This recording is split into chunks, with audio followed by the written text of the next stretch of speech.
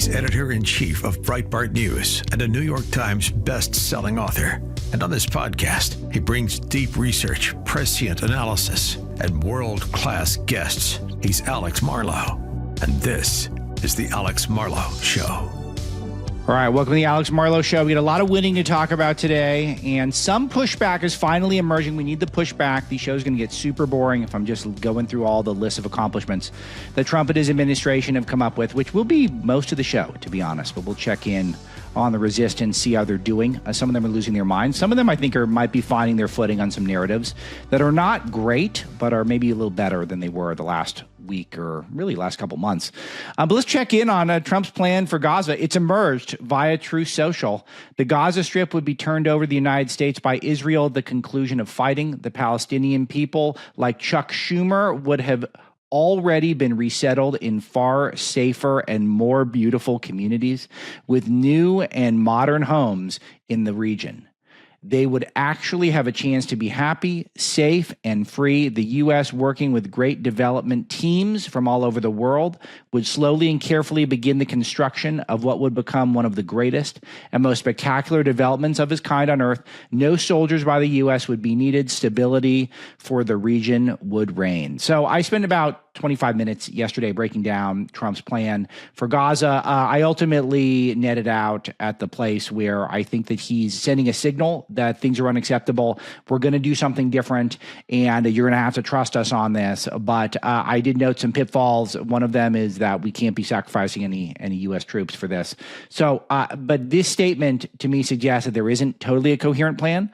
And we're just going to have to wait and see what he's really got up to. But the Palestinians, people like Chuck Schumer, I like that. He's calling Chuck Schumer a Palestinian. I don't know why, but it seems to be what he's up to.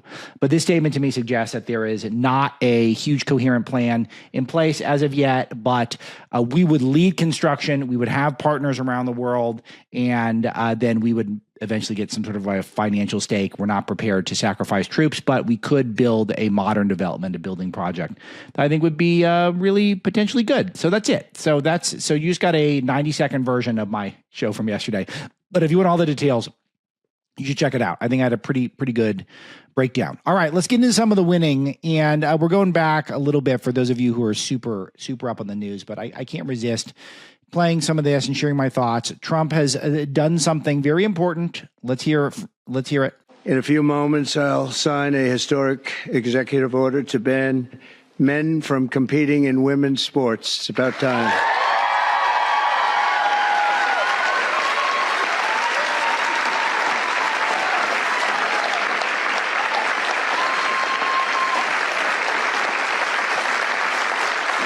Under the Trump administration, we will defend the proud tradition of female athletes, and we will not allow men to beat up, injure, and cheat our women and our girls. From now on, women's sports will be only for women.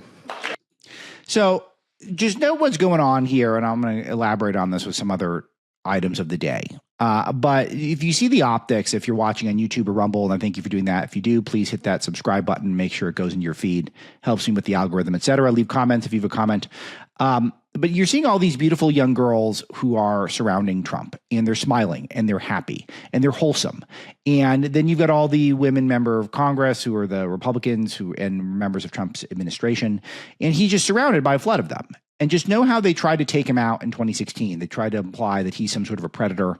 He's not a predator. He's a fatherly figure to people. And is he a perfect person? No, of course not. But overall, he's got the best interest of women and girls in mind.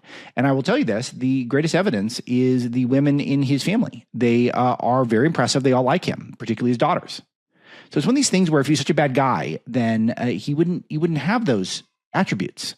Joe Biden, who's known for sniffing women, and Ashley Biden wrote in her diary that she'd inappropriate, Ashley Biden allegedly wrote in her diary, she never denied it, that she'd inappropriate showers with her father, Joe. So that was their guy, and he prioritizes men playing women's sports.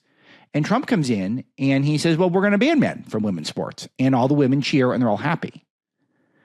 So I volunteer this partially to show what low-hanging fruit the Democrats left out there for us, that we got to take, that we get to be the party of no men in women's sports ruining women's sports. So they did that to themselves. And just know that if you're ever trusting them, that they're nuts, they don't care about women. They're just riding whatever political wave is afoot. And there was this big trans wave that was going on for a few years. It's now winding down.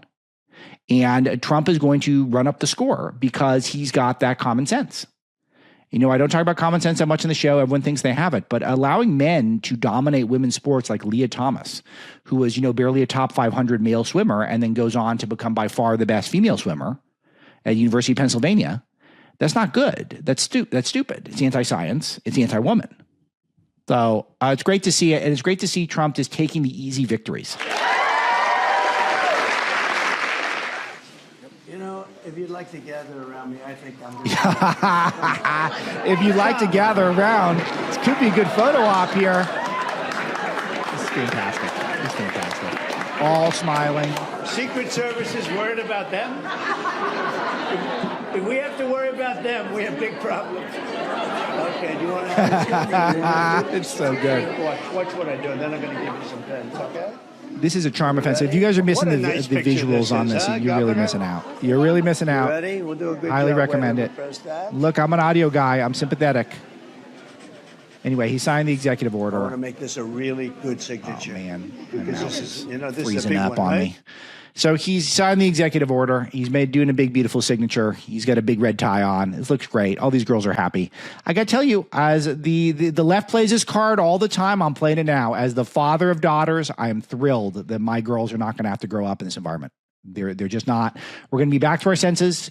And I got a feeling they might be the athletes of the group. Duchess Marlow's got a fastball. And I will tell you that Duchess Marlow Jr. is the feistiest of the four.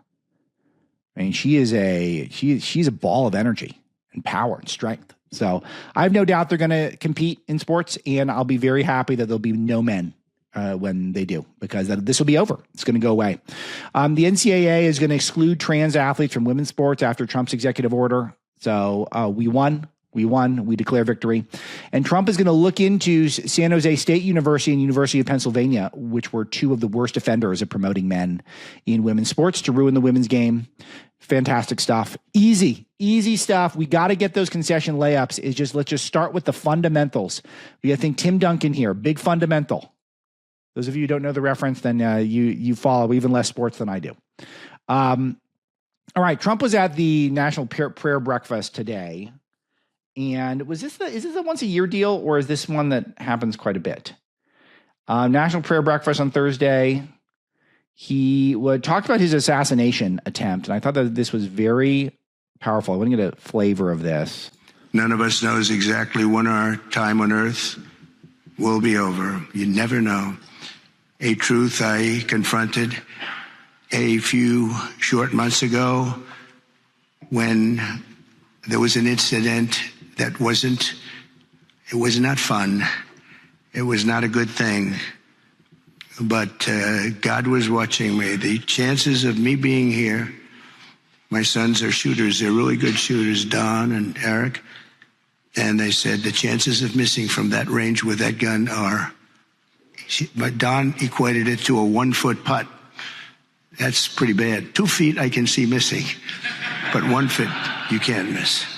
It was the equivalent of a 1-foot putt is what he told me. He said, in fact, he gained some religion. He went up 25%. And if you know him, that's a lot. But he said there had to be somebody that saved you, and I think I know who it is. And he looked up and I said, "Whoa, Don, you've come a long way." He's a good guy, but my two sons just really couldn't believe it.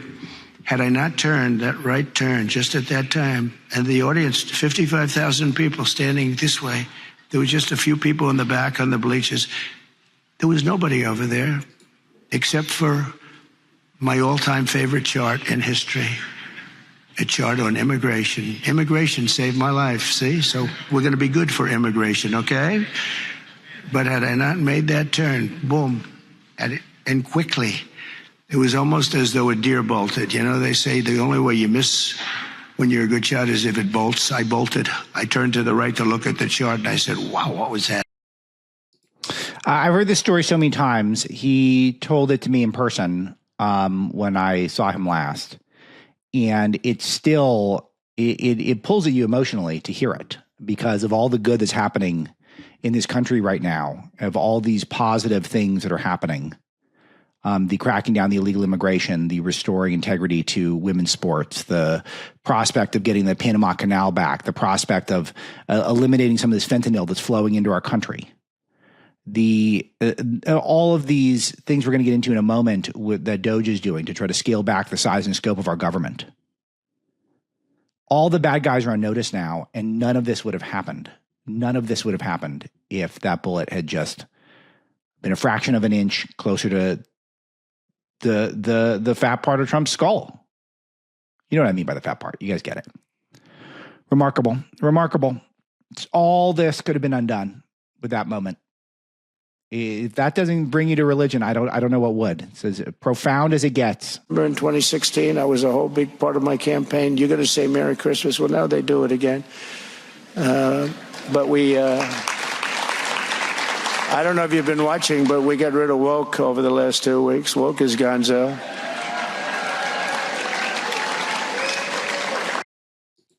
So woke is gonzo. That's pretty good. So he's at the prayer breakfast again. He's talking more about some of his agenda here. Despite the other side stealing hundreds of millions of dollars to promote woke. Did you see what happened yesterday where they found hundreds of millions of dollars of money was fraudulently given to newspapers and I guess Politico? I don't know. They're here. Good. I hope you're enjoying your breakfast. No, they gave money to all this out of USAID, right?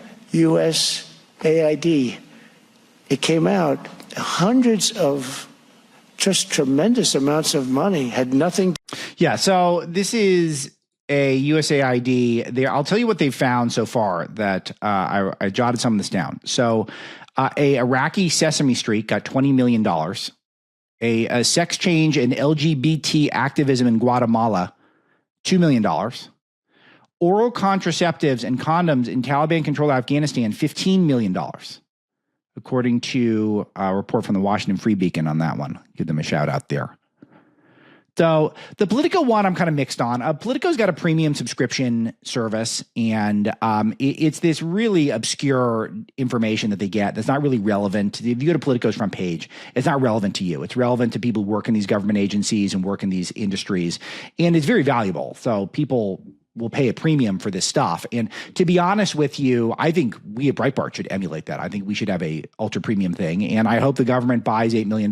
It wasn't hundreds of millions. It was $8 million of subscriptions one day. So I think right-wing Twitter got a little bit out of, I think they overdid that one. But it is odd. It's odd that they got so many subscriptions, $8 million worth. That's a ton. That's a huge amount of money. So it's Politico makes a lot more than that based off of their public stuff, but it is I don't know. I always thought that was a good business, and I want to get into that business, the premium thing, especially if the government's paying for it. So it is off-putting though, when the fake news is getting money from the administration that they also promote with their stories. Very incestuous, and it's a lot of the stuff I wrote about in Breaking the News, which is aged very well. It's aged like a fine wine. So much good stuff going on. So any woke, a lot of the conversation online has moved towards the DOGE content and what DOGE is up to, and the fact of the matter is that what they're trying to do is they're trying to eliminate parts of the government that are excessive, and they're getting met with a lot of pushback. Let me show you how the left is messaging right now. I think this is really important to hear how the left is messaging. I'm Greg Gassar. I'm proud to be chair of the Congressional Progressive Caucus, and today we're here to say with one voice, fire Elon Musk.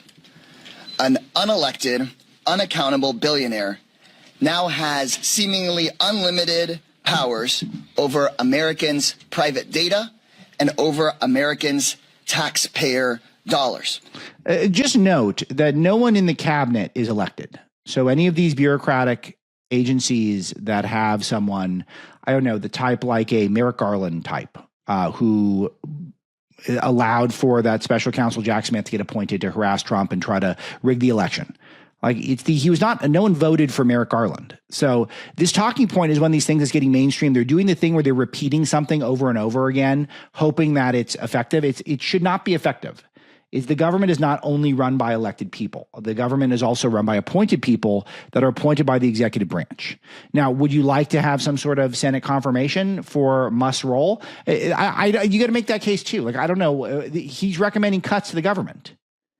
He can't just do it single-handedly, but he's doing it in tandem with Joni Ernst, who's an elected person. The Senate is respected by all sides. So, by the way, Senator Ernst is going to be on. We've are going back and forth with her team on a time, but she's going to walk through the whole DOGE process for us, and that's what we're going to do. And we'll do it here on the show. We'll have the best explanation for what DOGE is really up to, I'm sure. So I'm really looking forward to that. We'll do that as soon as I can get it on the schedule. So it doesn't matter if he's elected or not. Is he pointing out waste, fraud, and abuse, or is he not? Do you guys really want to keep funding? Do you guys want to keep funding the sex changes in Guatemala and oral contraceptives in Taliban-controlled Afghanistan? Do you think the money's even going to oral contraceptives? If you're a big oral contraceptives person, do you really think all that money is going to that? No, of course not. It's going to corrupt people. It's probably going to terrorism over there. So why don't we have any audits? How come we didn't know that $99 billion were allocated to Ukraine disappeared, and we still don't know where it went? What is a bigger outrage, that Musk wants to figure that stuff out, or that he's unelected? So, but the left does have momentum on this. They're really starting to go crazy on it. I will show you the most extreme example. This is, if you're missing the visuals on this one, you're also missing out. I'll try to describe some of them. Democracy looks like. Show me what democracy looks like. This is what democracy looks like. Show me what democracy looks like. This is what democracy looks like. You can't hear what they're saying, but if you see it on the screen, then you're seeing really extremely violent imagery. It's a Hitler guy shooting, or Hitler art, the Hitler shooting himself in the head, blowing his own brains out. And they're chanting about Musk. They feel like they've got Trump in this regard. They feel like they've got a chance to really put pressure on him in an effective way. I don't know. Maybe it'll be motivating because he's got a villainous personality in some ways, because he does seem sort of detached from normal life. So, and he's the richest person in the world. So he's easy to portray that way. I don't know Musk at all. I mean, maybe he's the world's best guy. I don't know. So, but I know that they've definitely can cast him as a supervillain, which again is ironic because they've got, the Soros family. It's a George Soros, the ultimate supervillain. So they've never been opposed to billionaires bankrolling their whole agenda. And Musk isn't bankrolling it. He's trying to come up with clever ways to cut government. So let's see. Let me give you a little more flavor. We're in the middle of a hostile government takeover. I want to talk about it, but I'll be late for work. And if you're saying, wait a minute, who we have to stop this? We had one, but you didn't want that lady in office. See, this is what I'm talking about. We went through this on yesterday's show. Hey, ho, ho. Elon Musk has got to go. Hey, ho, ho. Elon Musk has got to go. It's not that good. It's not creative. See, this guy's got some soul. He is really singing it. Sounds beautiful. I know this guy is, but he's a pro. I mean, someone get this guy a record deal. Office. Now that we're a part of a Nigerian prince scam, surprise, surprise, it ended up being a white man. Oh, I just want to know, what the hell do I do? Probably drink. All right, so he's going to go have a pop. That's good. That's good. It's a very adult way of coping with stuff. Beautiful song. Thank you, Misty, for pulling that for me. That was a delight. I almost want to hear that again. If I didn't value my audience's time. All right, let's see a little bit more, and then we'll move on. We have Elon Musk and his gaggle of boys stealing America. Having an unelected billionaire influencing everything in government feels terrible. In this, regime, they are going to be, working class people are going to be hit hardest, first and foremost. Right now, Elon Musk has breached every single American Social Security data. I don't know how every single person on Social Security isn't marching in the streets, worried about whether or not they're going to get their Social Security. So they've tested this. I can tell. They must have tested this. They got a lot of people out there. They think this is a winner. So I'm putting this on everyone's radar for that reason. The same way Trump is running up the score with easy wins. The left, they're meticulous, they're careful. And they've tested this. They think this is a winning strategy, is to target Musk as this unelected billionaire. Now, they've had unelected billionaires, the Laurene Powell Jobs of the world, the George Soroses of the world, the Michael Bloombergs of the world, the Tom Steyers of the world, who have bought and paid for the Democrat Party for so long. And that was fine. But Musk is out there. He's more overt because he's very prominent on the X platform, et cetera. So this is what they think is going on. But Musk serves at the pleasure of Donald Trump. So once Donald Trump decides that he doesn't want Musk around, then he's not going to be around. But just let you know, that's what they're doing. In the meantime, Musk is getting work. Trump administration is demanding lists of low-performing federal workers. That's good news. Why do we want to pay for low-performing federal workers? We're massive amounts of debts. Our tax rate is very high for a lot of Americans. Mine's insane. Musk is chasing big money fraud in Medicare and Medicaid payments right now. Why don't we like that? Is that not a universal thing? Terry Schilling, who does really good work. What's his thing? We gotta have Terry on the show. He's a really nice guy too. And what is his group?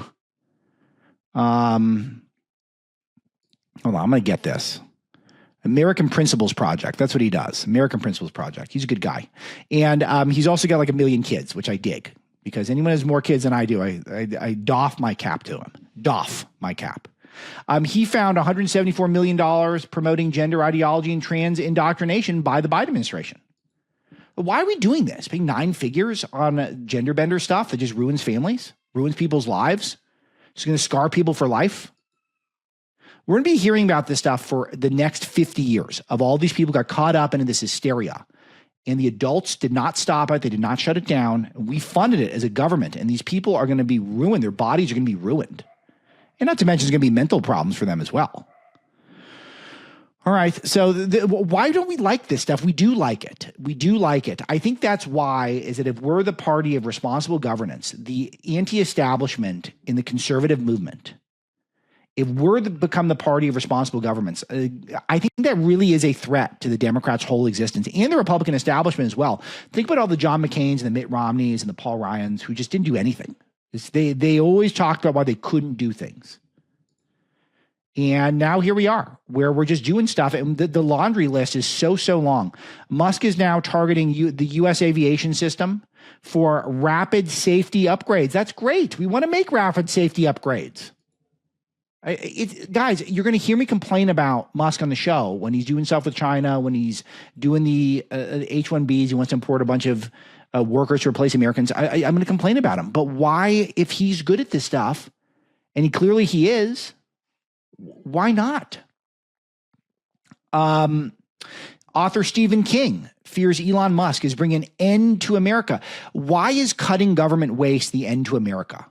Why is trying to figure out whether or not we have a bunch of federal employees who are trying to undermine the elected administration? Why is that seen as an end to America? That should be seen as the beginning of America. Let me elaborate more on what I said, that Trump is taking low-hanging fruit. The ICE agency has 2-to-1 public support. So Immigration and Customs Enforcement, the group that is tasked with doing all the deportations, taking the lead in the deportations for Trump, the public likes it. We like what ICE is doing. We like what they're doing. He's doing things like the prayer breakfast, saying, let's bring religion back. Let's bring God back into our lives. We're a Judeo-Christian society. This is going to be welcome.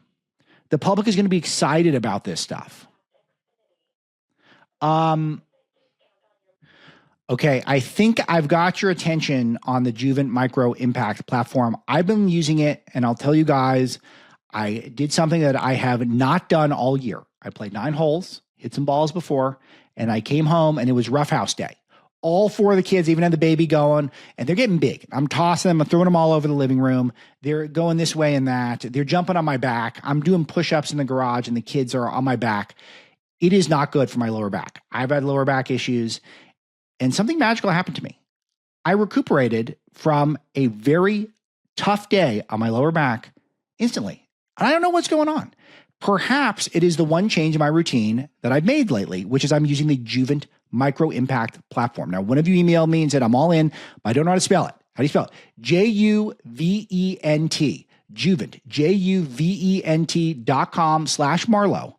And you can get access to this cutting edge technology that helps you with bone health, longevity, stability, and for me, recovery. That's what it's all about. I'm still going hard. I'm in the gym now. I'm back on the bike. I'm back on the golf course, and I've constantly got a child on my back or on my front. And it is nice to know that I'm taking all of the necessary steps to make sure that my health is in good shape for the long haul. Very simple part of my routine. I pick up Master Marlow Jr. from school. I jump on the Juvent Micro Impact platform. I get these micro impacts that are strengthening my bones, helping me recover while I stand there and I use my phone. I get my team to fill me in on all the news that's happening. And I get off the platform. I'm more knowledgeable and I'm healthier. It's a very cool thing that I've added to my routine. And it is something that I am convinced is going to help me for the long haul. It is a very low risk proposition I'm giving you, because if you don't like it after 6 weeks, Juvent will buy back the platform from you. They've got a 10-year limited warranty with financing options, and you can even use FSA funds. Sort of a no-brainer if you're the type of person who feels like you want to do the most for your bone health and you want to do the most for your prospects at recovery. It really is something that is just a part of my life now that I'm really grateful that is a new part of my routine. Juvent.com/Marlow. That's JUVENT.com/Marlow. Code Marlow at checkout for $500 off. That's a great deal. Check it out. Take control of your health in 2025 and see the results for yourself. So this is a fun one going back to the trans topic. Martina Navratilova, who has been a big advocate against trans competing against women in sports, one of the greatest, not the greatest female tennis player of all time, and a lesbian, saying Democrats totally failed women. She hates Trump. She hates Trump. If you go to her X feed, it's just total Trump delusion. But she has clarity on the idea that men shouldn't be competing against women in sports. And the left just left that to Trump. ICE is good. Cutting government waste is good. Auditing the IRS is good. Auditing NPR is good. People are going to like this stuff. Brendan Carr, who is the new chairman of the Federal Communications Commission, I think he's figured out a way to stop NPR. They can't run ads, apparently, according to him or according to what is being discussed, that promote announcements on behalf of for-profit entities if they're going to remain a nonprofit, I guess, and get get government funds. So this is his plan.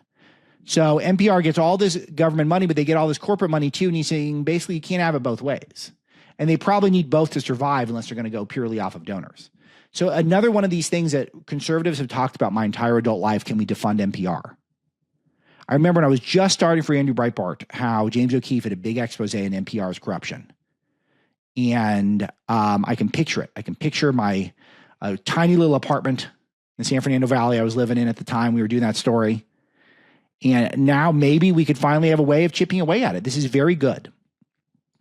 So I will note one point of caution is that the Trump tax cuts that we want to do stuck in the mud because Republicans are fighting over spending. This is something where you need Republicans to all get on the same page. Traditionally speaking, we have not been great at this. This has not been the sort of thing that we've succeeded at any broad level. And we're seeing a environment where corporate profits are at an all-time high while wages are still pretty low overall.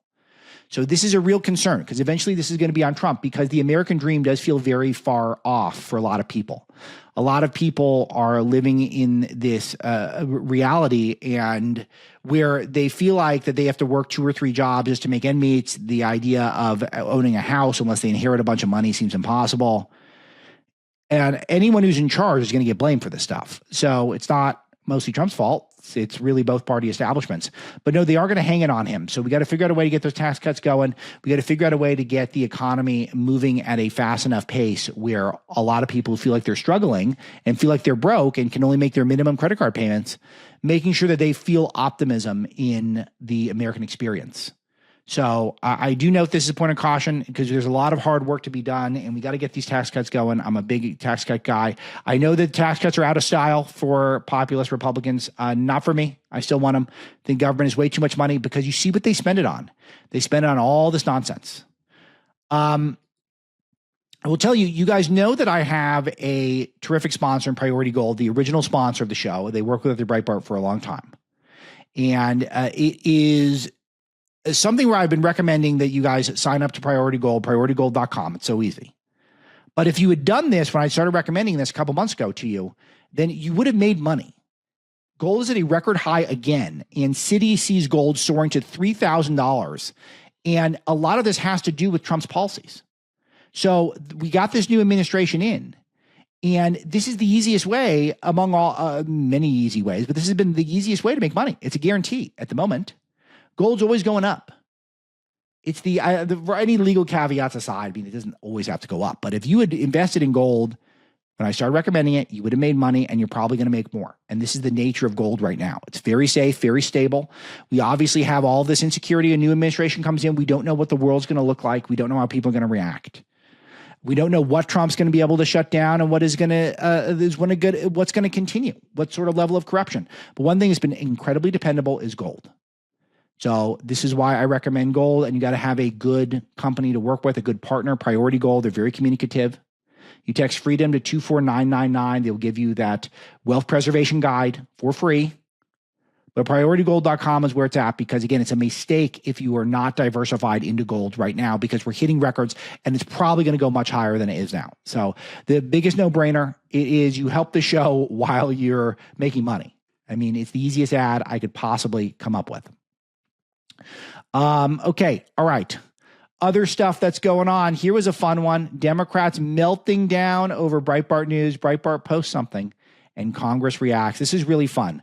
Congressman Jared Huffman credited Breitbart News with a story killing the National Museum of Play Recognition Act.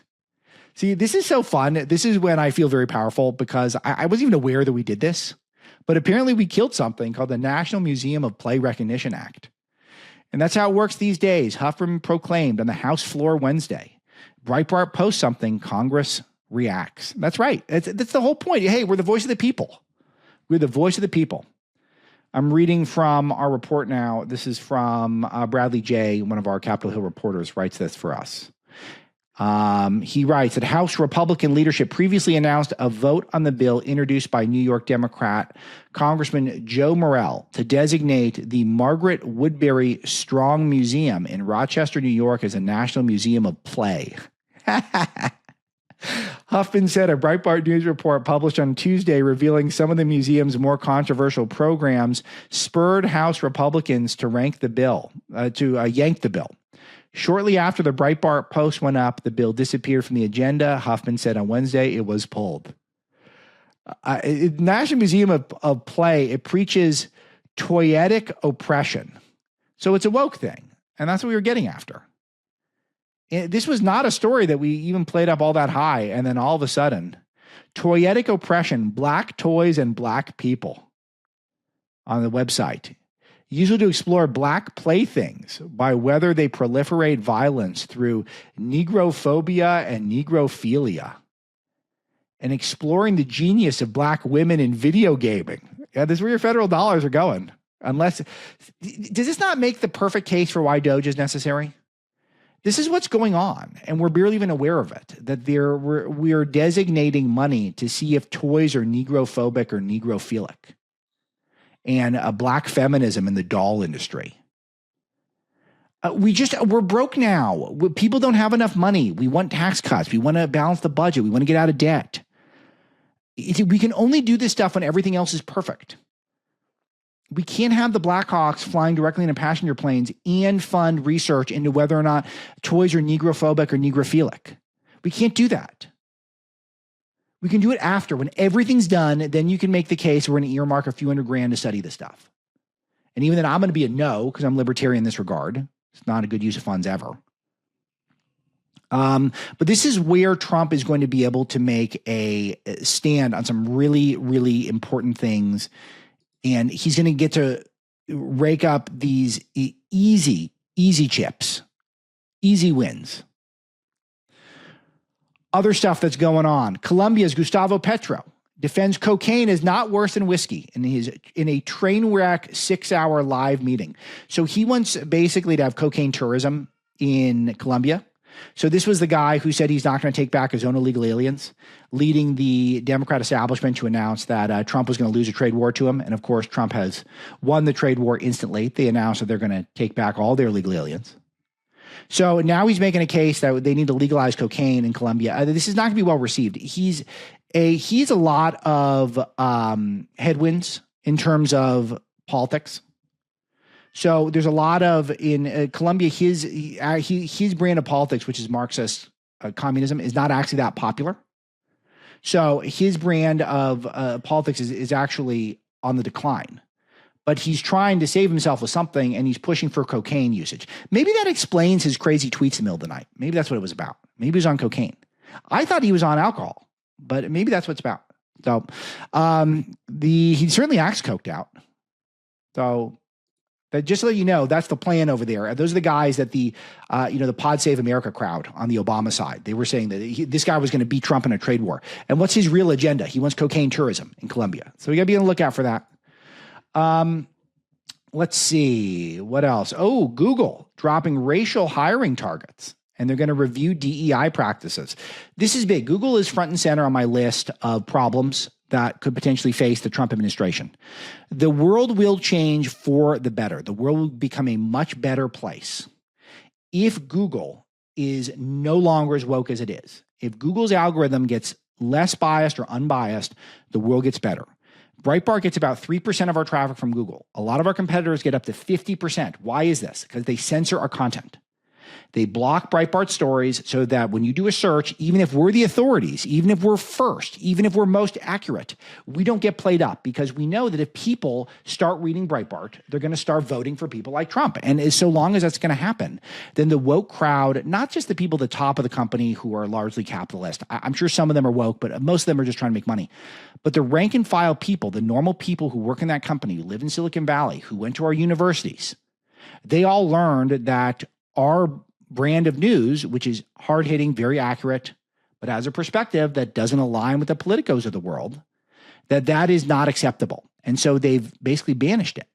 So now they're going to not hire based off of DEI. I don't really know if this is that big of a win, though, because it just seems like they just hire a bunch of South Asian men anyway. So maybe it's one of those things where they don't want to have any quotas, because the people who do the work they want to do and do it the cheapest are South Asian guys. It's funny because the right after I'm done recording, I will go to the preschool pickup line for Master Marlow Jr. And one of the dads in Master Marlow Jr.'s class is a Indian guy, balding, very hairy, and not to say that obviously anyone of specific culture is. I'm just noting his physical features. He's a man. He is very much a man, and he has masculine characteristics. And he wears a Google shirt with trans colors on all the time. So I get the impression he works for Google, and he boosts all the trans stuff, and he shows up at the preschool. And I'd be shocked that this guy really cares about trans stuff. He just doesn't strike. I've never talked to him. I should. Got to ask him about his shirt. See, now I feel like I'm a bad journalist. I should ask him, hey, bud, you're like a manly guy covered in hair, aside from the top of your head, ironically. One of men's burdens. Sometimes you lose hair on top of the head and it grows other places you don't want it. Like, what's your deal? Like, did you really like the trans stuff, or did you just get coaxed into this? So maybe that's what Google is trying to do. They just want to be able to hire a bunch of men from Asia and not have to worry about their quotas in that way. But look, anything that gets us away from racial quotas, race-based preferences is a positive. And I don't want to be overly critical of when we are making progress in that regard. Okay, as of now, and this could change any moment, but the Senate delayed Kash Patel's committee vote. It's because he's probably going to get through. Pam Bondi got through, by the way, which is great. And Bondi's off to a great start. She's taking action. She is going to sue Illinois and Chicago over sanctuary cities, and she wants to cut off federal funds to sanctuary cities. I don't know why you can break a law like our immigration laws. Seem like basic stuff that every country has immigration laws on earth, I believe, that are more strict than ours in the United States. I think we have the most lax immigration laws imaginable. I can't think of any that are more lax than ours. So name a country that's got more free-flowing immigration than the United States. And we only do this to satisfy a left-wing agenda. And then we have these cities that are protecting lawbreakers in order to eventually pad their voter rolls. So this is a good time for me to plug over at the Breitbart Fight Club. My interview today, I talked to Ken Klukowski and the Breitbart Confidential show that I do. He's our senior legal correspondent. I talked to him about two topics. The first one is the birthright citizenship debate and how long that's going to go on and what the future is for Trump's executive order banning birthright citizenship. And it's going to be a long legal battle. And he really gives it straight. He gives us where it could potentially get stopped and where it could win out. It'll probably be a Supreme Court issue. So we're going to be looking at this one probably for another year and a half, maybe a 2026 resolution on this. So I think the idea of birthright citizenship doesn't make any sense. And we get all into all that over there. So I'll encourage you to go to the Breitbart Fight Club. You're missing a lot of my content. If you're not over there, you got to subscribe. Helps us at Breitbart. And you get a terrific interview with one of my experts every single day, among other premium offerings. We're setting up some big ones that I'll announce on the show when we lock them in, but I'm working on that today. It's good stuff. And then we also get into all of the USAID stuff that's so hot online and whether or not Trump's allowed to just slash all this spending, furloughing all these workers and offering them buyouts. This has been controversial in the news. Trump has been trying to get all these federal workers take buyouts. Can he even do that? I sure hope so. So we're trying to sort all that out, and I got the latest for you at the Breitbart Fight Club. The Senate Democrats delaying cash. Meanwhile, Bondi gets through, and she immediately gets down to business trying to uphold the law and order. That should be the goal. We want law and order. And anyone who is opposed to that, anyone in the Stephen King camp who says that we're dismantling America as we know it, no, we're restoring America as we know it. We cannot have a functioning society without law and order, and that's what we're trying to deliver for you. We're trying to come up with a society that is rooted in the basics. You cannot have a democracy without law and order. So if you like democracy, you like law and order, that should be a given. So in watching all these left-wing Democrats melt down, all that should do is encourage you. We've got the right values. We're on the right side of history. When you see left-wing actresses like Mia Farrow despairing over Trump, why can't we impeach him? It's because you guys lost. If you guys had the majority in the House, you could impeach him. You can try. I played that Al Green footage yesterday. You're allowed to try to impeach him. It's just not going to go anywhere right now. It's not going to go anywhere because you do not have the votes. And you don't have the votes because your ideas are very unpopular, because you guys are the party of open borders and men beating women in sports and funding condoms in Taliban-run Afghanistan. If you guys want to keep doing that, then you're going to keep losing, and we're going to keep reporting on it. So you got to come up with some new messaging.